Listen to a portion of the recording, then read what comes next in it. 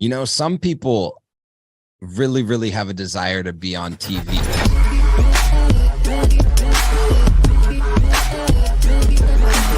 This is Auto Collabs. And then some people actually are on TV a lot. And one of those people is Matt Jones. And you wouldn't know it from his countenance or his current position. But Matt Jones, who is currently with TrueCar, has actually been on a ton of TV spots talking about industry insights that he's had from being at different companies across automotive. This cat has literally educated multiple, like thousands and thousands of people on news stations about economics and vehicle dynamics and inventory and all that type of stuff. So the man knows how to throw down in like a real class interview. Well, he's got this way of like coming around to like making a point that he just kind of comes alongside you, and then he puts his arm around you and he explains a few things, tells a little story, and then he actually hits you with the point. But by the time he gets to the point, you're like nodding your head yes. And you're like, I really agree with whatever he's going to say next. And I don't even know what it is. That's just the kind of person, which is probably why he keeps getting asked to be like on the news and be the resident expert, because people are like, oh, that's a smart guy. I agree with everything he's saying. I had just met him for the first time a few months ago at the Asodu family remix. Right. Do we call it a remix or is it a reunion? It felt like a reunion remix. Because there was a reunion the year before. This time was the remix of the previous reunion, but also a reunion. Gotcha. And one of the things I loved about that events like that and the stuff you guys are putting on and just rallying people is I'd never met him before, never heard of him, didn't know anything about, and I'm like, who is this cool cat? And he was just the coolest dude, very like, passionate, excited, was easy to like just strike up a conversation with. So to your point, I think that's why, he obviously gets asked. He's just kind of a natural at conveying information. And of course, we're excited for you to listen in as we have this conversation with the man himself right here on the Auto Collabs podcast. So, Matt, the first time we met, we were at NAMAD and you caught up with me and you wanted to say hi. And then you sent me a picture, several months later, and you were like, hey, the person that you don't recognize, my wife and I, you're like, hey, let's get a picture. It was me, you, and my wife. And you sent me a picture. You said, the person you don't recognize in this photo is Matt Jones with TrueCar. And then literally, Paul, we're on I think you texted him while we're on a Google Meet, and he holds it up. He goes, Kyle, I know that everybody, the TrueCar thing, but like, this guy's going to change the game. And he holds it up to the, so that's like our introduction level to Matt Jones from TrueCar, who's it's a true thing, man. It's a true thing. We are in this car business, but we are people. And if you've been in the car business for more than 10 minutes, at some point you have heard, people buy from people they like. And I think it goes beyond that. Like people get down with people they like, but that's right. People are not going to know you or get down with you or like you if they haven't had that first intro. So Paul, I am sorry for running up on you and your wife. It was awesome. Like a crazy person, but I was like, I got to be on with this dude. I've been watching this dude. He's right there. He's like 16 yards away. My old 40 time was 4.4. I can get there in 2 seconds. Boom, had to. Yeah. You did play pretty high level football. And if you're just listening to the podcast, if you're watching the show, that all makes sense. But if you're listening, like this man could put a hurting on a quarterback, I bet. Yeah, I did. I tried. But you know what I learned when I tried? He said. I tried. But it's funny because I cannot believe I'm about to make this sports to automotive industry transition, because nobody's ever done that in a conversation before. But I'm about to do it right now. Right? So when I played football, in high school and college or whatever, I thought I was really good. I really did. I was bigger and stronger and I had a little bit of football acumen, right? But when I look back on that football experience, I realized there were so many opportunities to be better because I was relying upon me and my coaching strictly and solely for my success. I wasn't reading about what's the benefit of hydration. I wasn't reading about what's the benefit of proper stretching. Why should I be watching old 80s football? What am I going to learn there? And all I took was what me, my teammates, and my coaches had to offer, which seemed fine at the time. And now when I look back and I look at today's athletes, their team and their coaches, that's not enough. You want to be special, you want to be elite, you're getting a trainer, you're getting a nutritionist, you're getting maybe a mental health therapist, you're taking a lot more. And so when I think about the times in automotive, I look back on and I'm making that parallel between the team sports. I was a salesperson. I was pretty good. I was a manager. I was pretty good, but I was reliant strictly and solely on me, my team, and my management for growth. And I see now that I'm somewhat, separated from football and a little bit separated from the retail side because I don't sell anymore, that the opportunity for growth is exponential when people get around other cats such as yourself, right? Wow. I didn't know where you're going to go with that, but it's something. What a kickoff. I'm sorry, Right. Paul. That was a good podcast. Sorry, Paul. Everybody listen to that on repeat for a couple times, and then you'll be good. I love it. Okay. Gentlemen, I'm sorry, but I hold that very seriously. It's a part of who I am as a human now. Like it has impacted me. Yeah. That's one of the reasons I showed Kyle the picture, and I was like, this guy's going to change the game. Well, I love automotive. I fell into it like everybody else by accident. I was selling cell phones at Sprint PCS on Ventura Boulevard in Woodland Hills. And I remember I was killing it, selling my 30 cell phones and 50 accessories a month. Killing it. It's killing the game, y'all. And right across the street, there was a dealership. It's still there.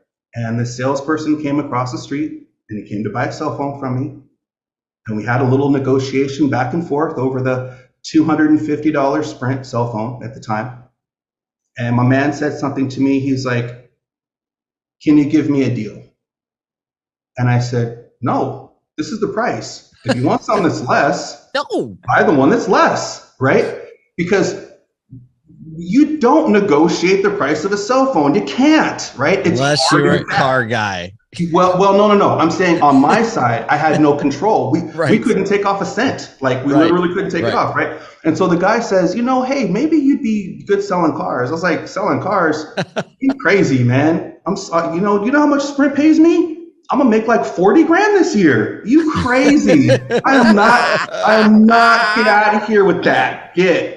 And then he showed me his check because in the car business, retail, we get paper checks, right? Just happened to be, and I was astounded. He told me to go across the street with him to his store just to check it out because it was literally across the street, and I did. He showed you the check. You're like, You make that much a month? He's like, a week. So I'm telling you, I didn't believe it because until that stage of my life, that money was like, it wasn't real. You know what I'm saying? Like we walk around and we're doing our thing and we understand that Elon Musk is worth $257 billion, but that's not real money. Yeah, it's like, absolutely. You can't get your head around that, right? No, right.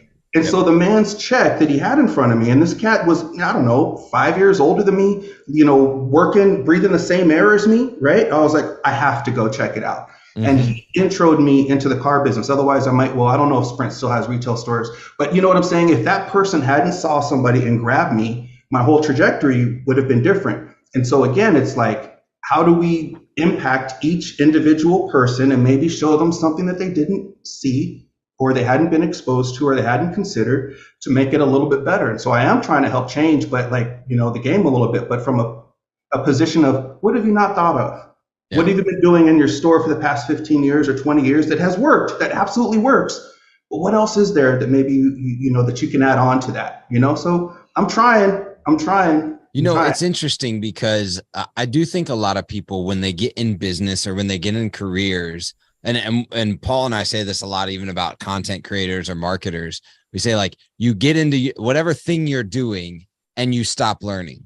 Right. Yeah. Our whole lives up until we're 21 or 22, if you go to college, are dedicated to finding new things. Like your whole existence is learning, because whether you're learning from just the hard knocks or school, right, you're learning something, your parents. And then all of a sudden you go into whatever career that you've learned everything to do for. And it's like, everything happens in a little silo. And Yeah. yeah, your learning either comes from your direct mentor or the people that are right across from you. And you stop going like, oh, there's other things that I can acquire knowledge from and go, I can bring that to where I'm at, whether it be inside my industry or outside of my industry. And that's valuable to what I'm doing right now. So are you, and I know that your role obviously with TrueCar and from a marketing perspective and you're understanding that, but from an industry perspective, what are you seeing are things that we can be looking at as an industry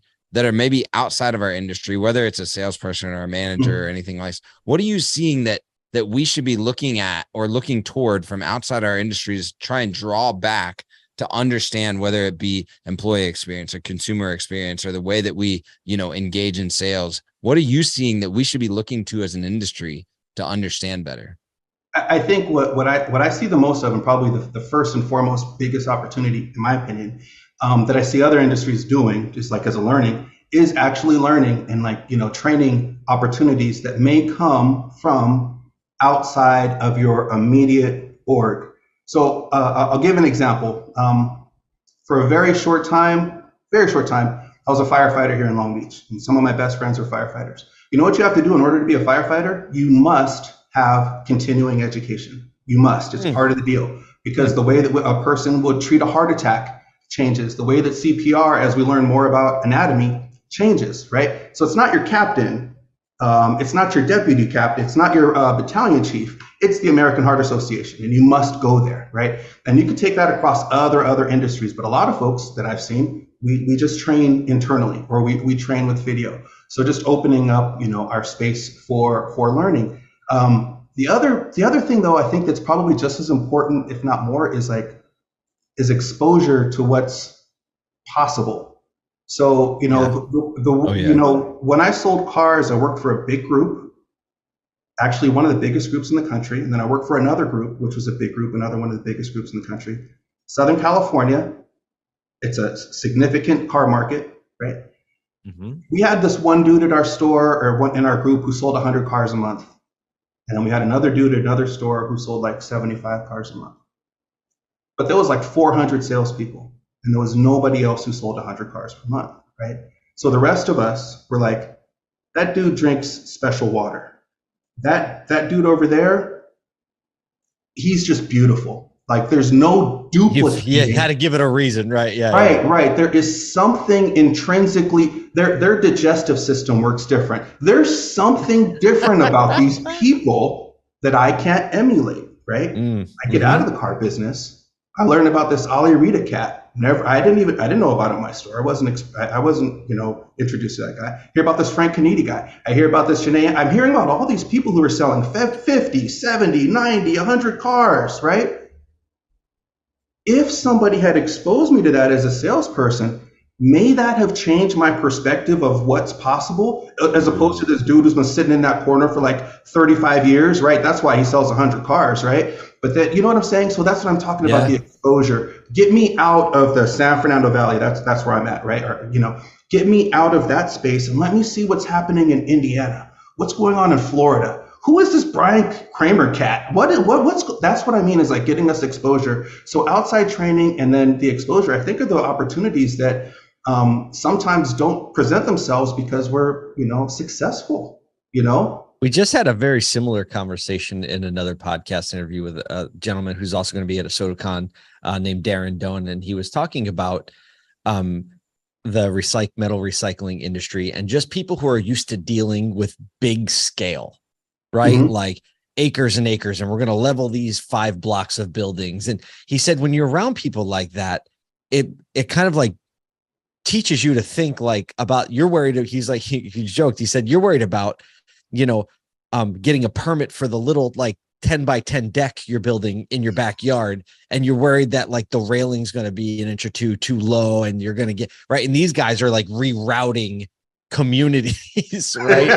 and rivers and electrical, high power electrical service. And it really, the common thread here is the broadening the horizons, right? Like pulling the drone up so you can see the broader view, and all of a sudden normalizing things that you thought were impossible or didn't even think of, right? It's the story of the 4-minute mile. Everyone's like, Right. you can't do it. It's impossible. Right. Actually, people were like, you're going to die. If you ran a 4-minute mile, your heart would explode. And then one person did it. And then that next year, a bunch of other people did it. Right. Right. So to take that like a step further, so you have a unique perspective. And I think TrueCar has a unique perspective because of so much data and so much like scale. Yes. Right. What do you see in the industry? What are some of the things and opportunities you're seeing because you have a little bit of perspective, like getting some information from consumers directly in a time when dealers are like, how can we improve the customer experience? So it's really good that you said that, because when you're in the middle of the fight, all you see is the fight. So I'm going to say things right now that I may not have believed when I was actually running an internet sales department back, and I did that for several years in Southern California. The data tells us that the story is true. The group of people who actually contact a consumer and create a real human-to-human connection first tend to win. And that's not besides the autoresponder. It's when I really call Paul or I really text Kyle and I have a real conversation. We've been hearing that before, but it's never been proven. The data actually proves it. The conversation about the lowest price is what's going to get people's attention. I think this market has proven that's not necessarily the case.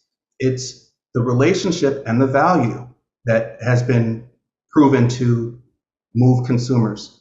But I think what's really interesting about today's time is that the data is also proving that we need to meet people where they are. And some people take that as a conversation about digital retailing. Some people take that as a conversation around in-store behaviors or appointment meetings.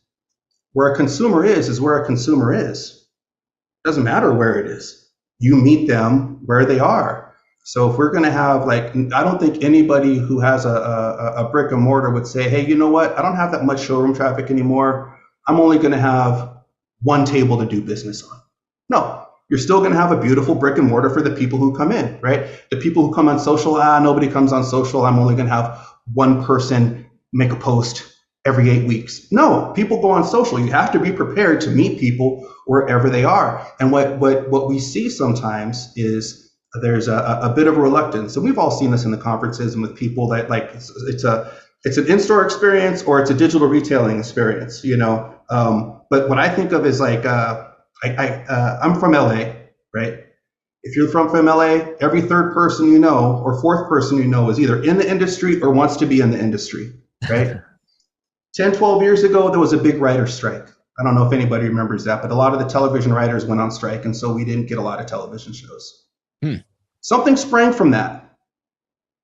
Reality TV that didn't need writers, right? Right? Wow. Reality TV had been around for a long, long time. If you think of even back in the 70s, you had Candid Camera, right? That's technically reality TV. Okay. Right? Yeah. It had been there. But the Hollywood had a crisis, right? And the crisis was the writer's strike. And something came out of the writer's strike, which is this reality TV, which is now a part of our entertainment landscape, right? Mm-hmm. It didn't take away structured or regular TV. It's an and, right? And when I think about digital retailing, when I think about people wanting to go front to back, and then some people's reluctance, it's like, bro, it's not an either or, it's an and, right? When McDonald's introduced chicken, it didn't get rid of the burger. It didn't get rid of the Big Mac. The Big Mac is still there, right? Right. But now people who wouldn't have gone to McDonald's because they don't eat beef, now they have the chicken patty, right? Same thing with the drive-through. So there's these examples all across our regular collective existence of the and I think that's one of the things that I don't know that we do so well in automotive is think about the and as opposed to the zero-sum game. You know what I mean? Does that make sense at all? Yeah, and as an industry, we're well equipped to handle that, I think. Yeah. We've constantly been flexible in this meeting the customer where they're at. And I do think that that's important to not just say because all the research studies, I was actually joking with someone. I was like, well, of course the person's going to answer that they want to buy cars online, because the question is, if you had an opportunity to buy a car online, would you? Right. I mean, Who's not going to answer yes to that? And then Right. the storyline comes out and it's like 73% of customers only want to buy a car online. Right. And you're like, Right. yo, that's probably not right, because I'm telling you, 97% of them are sitting in the Still showroom coming down the in, street, right? right? Yeah. Yeah. Well, and so I think that like having the mental capacity to understand that people have different ways of wanting to do business, and the intentionality around, hey, there may be different people wanting to do different things in order to interact with my business, and knowing that, hey, you might not be able to do all of it, but Right. you should be able to do some of it well. And that way of interacting with customers, I think, is going to be really important. You know, when it comes to, you know, it is interesting you say this, like that price isn't the driving factor. And a lot of people associate, I think, TrueCar with just price. And that's the driving factor to even, you know, having any intentionality around being on a TrueCar website or a partner website. Right. Are you seeing that trend transition in even the way that people are interacting with shopping behaviors on like relational selling being desired from the consumer side, not just price? Are you seeing that in the way they're interacting with their shopping behaviors? Yeah. And so, you know, if you think about our origin a million years ago, you know, TrueCar was very, very price oriented, right? We still are. That's, you know, people, you know, care about price, but it is a part of the conversation now. It is not the conversation, and it's not just us. Like, a part of the conversation is, okay, here's the price, but let's be realistic here. Average car price is like $48,000 right now. How many people are walking in stroking a check for $48,000? Very few. It's like 87% of people use some sort of financing, be it a loan or a lease, right? Mm-hmm. So is a price all that matters now? No. Help me understand what I'm doing, right? And so TrueCar has tools that helps people understand what they're doing. You know who else has tools that help people understand what they're doing? A human who forms a connection, right? And so it's like we are seeing that, yeah, behaviors are changing. Price is still, you know, one of the pillars that draws people in, but it's not everything. Actually, we did a survey or a study about a year ago around used car shopper behaviors. What motivated a used car buyer to choose used over new, choose a particular car, and choose a particular dealership, right? We want to understand their thought process. Of course, price mattered, but it was nowhere near the only thing that these consumers had already purchased said was important. How was my experience? How are they talking about the car? How are they treating me? What information are they giving me? Are they making me feel like they're hiding anything? Are they making me feel like I'm included, right? So price was there, but it's not the only thing. When you're in the middle of when you're working selling cars, speaking from experience, and you have 5 customers in a week tell you that Johnny down the street is less, it's very, very easy to internalize that less is all that matters, because you hear that from the people that you're directly talking with, right? So that's why I'm saying I would not have believed that when I was selling cars, because that's the world that I was in, right? When you step back a little bit and you look at people's buyers' behavior, we see that it's not always the price. It's how are they being taken care of? Is the dealership meeting them where they need to be, or where the customer is, whether that's with a digital retailing application or in store or over phone or over text. So the data actually bears it out. Now, I have to say, there is going to be that contingent of 20%, no matter what you do. All they care is about saving every quarter, every penny, right? But we're not trying to live for that 20%. We're trying to live for the other 80%. They want a good deal and they want to feel like they're getting it in the right way. It's really a nice thing to see, because this is how other businesses get down, right? Yeah. So like, it's nice that we're getting there. Yeah. Well, Matt, I really appreciate you giving us this perspective of like, there was a kind of common thread of, hey, zoom out a little bit, look across not just the whole of the automotive industry, but look at cross industry and retail as a whole. And that's something that as a SODU we can definitely get down with. And we know that you are one of those troublemakers that is pushing back with us against the norm. So Matt, can't wait to see you shortly. And glad that we got to introduce you to the community, and thanks for coming on with us today. Oh, you guys rock and roll. Thank you for everything that you do. And please, as a personal note, if you do see me double fisted with cheesesteaks, just knock one of them out of my hand. Done. I want to take one and eat it. I'm going to take one and trust eat you. it. Talk to you later.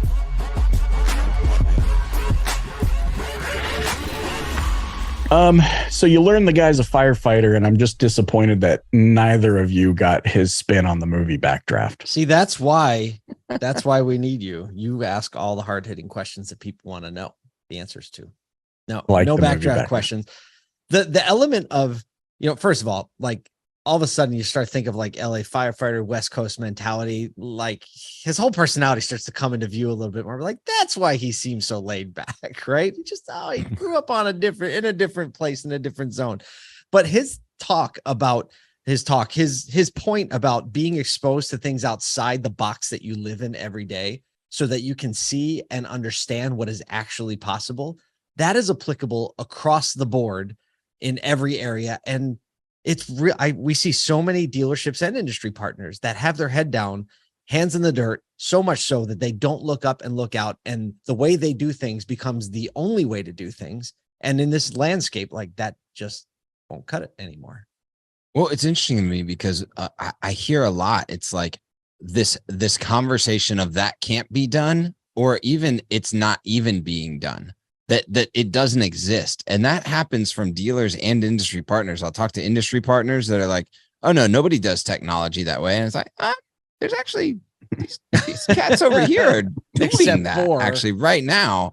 And then for dealers, it's like, whether maybe you got a single rooftop and, you can't see that going from 100 to 700 cars is a possibility, or you've got multiple rooftops and you don't understand how you can execute to economies of scale because you haven't seen or looked outside. And just, I think, there's just so much across the auto industry that just recognizing that someone may be doing what you're headed toward or wanting to head toward, and that going and find and looking at those learnings, whether you are a salesperson, a service advisor, a dealership owner, doesn't matter, that there are those perspectives out there. And, people like Matt Jones, people like us, we'd love to help you find those perspectives. It's also like, hey, drop the ego. You don't need to be the only person or the one that figured this out. Like reach beyond yourself and get inspired. Like I think about that even in a small context. Like, I've watched the two of you, how you navigate content creation and business conversations and things of that nature. And I'm like, man, I'm inspired by this. It gives you ideas. It's a true testament to why you need to be paying attention and being willing to learn so that you can take those things back and apply them to the context of your circumstances. And I just think about like what a single rooftop dealer would look like if that was their mode of operation. Yeah, a lot different is the answer to that question. A lot different. Well, we hope that your life is at least a little bit different for the better, for spending some time with us today. On behalf of Kyle Mountseer, Michael Cirillo, and myself, thanks for listening to Auto Collabs. We'll see you next time.